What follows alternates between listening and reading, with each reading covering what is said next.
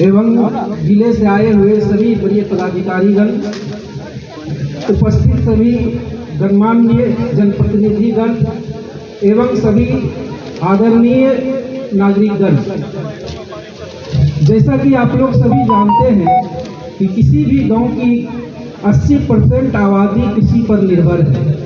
इसलिए जब तक किसानों का विकास नहीं होगा तो हमारा राज्य या देश का विकास नहीं हो सकता।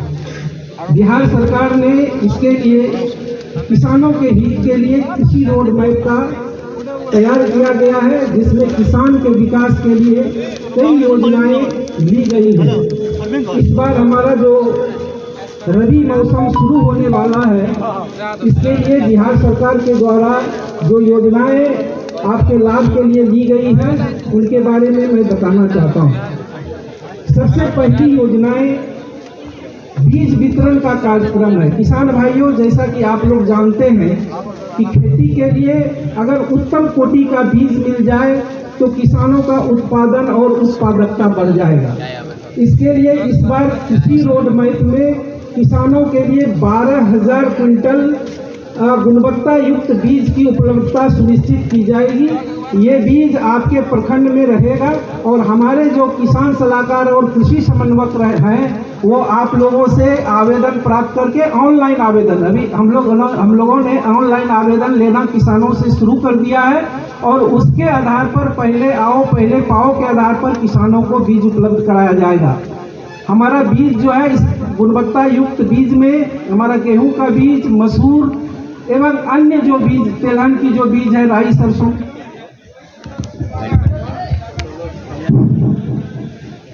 वो बीज उपलब्ध कराया जाएगा। आप लोग जो है प्रखंड में जो जहां भी बीज रखा जाएगा वहां से आप बीज उपलब्ध ले सकते हैं, प्राप्त कर सकते हैं। दूसरी योजनाएं जो बिहार सरकार के द्वारा चलाई जा रही, जैसा कि आप लोग जानते हैं कि खेती करने में अधिक लागत लगता है और लागत को कम करने के लिए आप लोगों के लिए कृषि यंत्र की आवश्यकता होती है। तो इस बार सरकार ने लगभग 105 कृषि यंत्रों पर अनुदान देने की व्यवस्था की है। इसके लिए करीब करीब 4 करोड़ रुपये इस बार किसानों को अनुदान दिया जाएगा। इस हेतु भी हम लोगों ने ऑनलाइन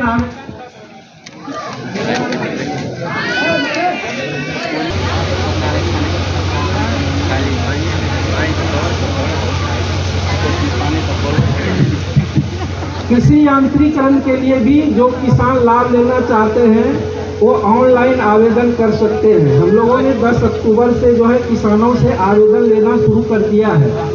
अभी निकट भविष्य में जिला स्तर पर हम लोग कृषि यांत्रिकरण मेला का आयोजन करेंगे। वैसे किसान भाई जिन्होंने आवेदन कर दिया है वो हमारे मेला से जो पंजीकृत कृषि यंत्र के विक्रेता हैं वो मेला में आकर के अपना कृषि यंत्र देख करके खरीद सकते हैं। इसके साथ ही साथ जो हमारे अन्य पंजीकृत विक्रेता हैं उनसे भी आप लोग, उनके दुकान से भी आप कृषि यंत्र खरीद सकते हैं। उन्हें भी जो है राज्य सरकार के द्वारा जो है अनुदान दिया जाएगा।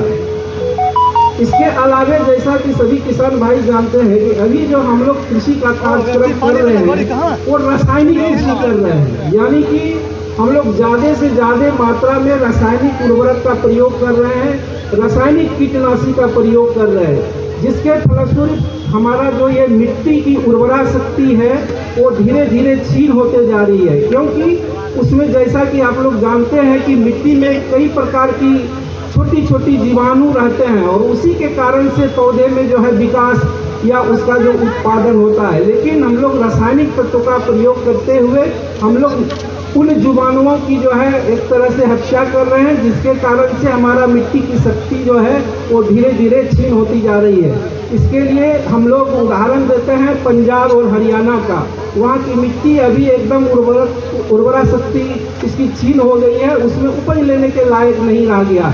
इसके लिए बिहार सरकार ने इस बार बड़े पैमाने पर जैविक प्रोत्साहन योजना के तहत जैविक कृषि कराने का योजना लिया गया है। हम लोग इस योजना को 2 तरह से कर रहे हैं।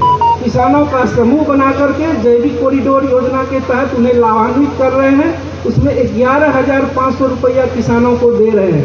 और अगर आप इंडिविजुअल रूप से यानी एकाकी ढंग से जो किसान लाभ लेना चाहते हैं तो जैविक प्रोत्साहन की योजना उन किसानों के हर एक किसानों के खेत में सरकार ने एक वर्मी कंपोस्ट यूनिट बनाने की व्यवस्था सुनिश्चित की है और सरकार इसके लिए 15,000 रुपये तक अनुदान देने के लिए तैयार है। जो किसान भाई चाहेंगे कि अपने खेतों में वर्मी कंपोस्ट यानी कि गोबर से जो खाद तैयार होता है वर्मी कंपोस्ट, उसे तैयार करने के लिए यदि आप लोग यूनिट लगाना चाहते हैं तो उसके लिए भी हमारे कृषि विभाग के द्वारा ऑनलाइन आवेदन लिया जा रहा है। आप लोग हमारी इन योजनाओं से लाभ ले सकते हैं। चौथी सबसे बड़ी योजना है किसानों के हित के लिए, वो है प्रधानमंत्री किसान सम्मान निधि योजना। हमारे समस्तीपुर जिला में करीब 2,24,000 किसानों को हम लोग लाभान्वित कर रहे थे, लेकिन इधर कुछ किसानों ने जिन्होंने KYC नहीं कराया या उनका जो आधार कार्ड है वो लिंकिंग बैंक में नहीं कराया, तो उसमें से करीब 19,000 किसानों के खाते में पैसा जाना रुक गया। तो इसके लिए जिन किसानों ने अभी तक KYC या NPCI नहीं कराया है, इस मंच से सभी वैसे किसानों से निवेदन है कि आप लोग KYC करा लें। इसके लिए हम लोगों ने अपने जो क्षेत्रीय कर्मी है, किसान सलाहकार एवं कृषि समन्वयक हैं, उनको हम लोगों ने ऐप की व्यवस्था कर दिया है और वो लोग दरवाजे पर जा करके KYC करा रहे हैं। तो इसलिए सभी लोग अपना KYC करा लें, जो इससे होगा कि 19,000 जो किसान इससे वंचित रह जा रहे हैं उन्हें भी लाभ मिलना शुरू हो जाएगा।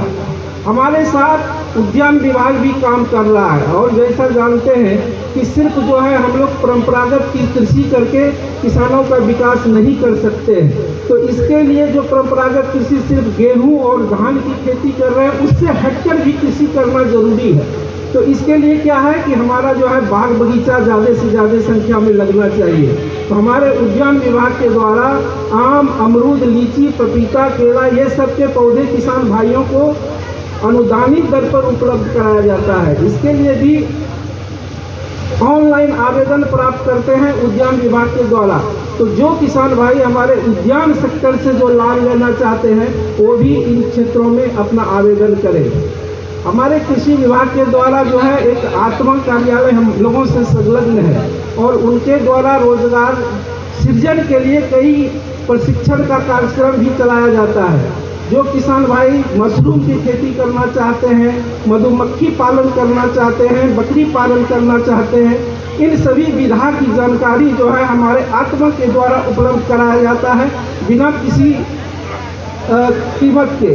तो सभी किसान भाई जो चाहते हैं कि इस तरह का जो है प्रशिक्षण प्राप्त करें, वो भी हमारे आत्मा से जुड़ करके अपना प्रशिक्षण प्राप्त करके हमारे यहाँ से प्रमाण पत्र प्राप्त कर सकते हैं और लाभान्वित हो सकते हैं और अपने रोजगार को बढ़ा सकते हैं। इस प्रकार से कई योजनाएं हमारे कृषि विभाग के द्वारा चलाई जा रही है।